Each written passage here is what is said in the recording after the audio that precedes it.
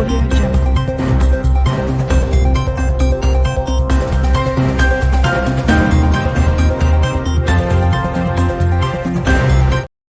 வணக்கம்.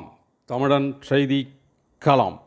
சீர்காழி அருகே திட்டையில் வீட்டின் வாசலில் விருந்தாளி போல் காத்திருந்த கொடிய விஷம் கொண்ட கண்ணாடி விரியன் பாம்பு பிடிபட்டது. மயிலாடுதுறை மாவட்டம் சீர்காழி அருகே திட்டை தெற்கு தெருவில் வசிக்கும் சிவக்குமார் என்பவரது வீட்டின் வாசலில் கொடிய விஷம் கொண்ட கண்ணாடி விரியன் பாம்பு ஒன்று விருந்தாளி போல் வந்து காத்திருந்து உள்ளது. இதனை அறிந்த சிவக்குமார் குடும்பத்தினர் அதிர்ச்சியடைந்து உடனடியாக பாம்பு பிடிப்பதில் பயிற்சி பெற்ற பாண்டியனுக்கு தகவல் அளித்தனர். தகவலின் பேரில் அங்கு சென்ற பாண்டியன் வீட்டு வாசலில் சுகபோகமாக படுத்திருந்த கண்ணாடி விரியன் பாம்பை லாபகமாக பிடித்து வனப்பகுதிக்கு எடுத்துச் சென்று விட்டார். பாம்பு பிடிபட்டதால் சிவக்குமார் குடும்பத்தினர் நிம்மதி அடைந்தனர்.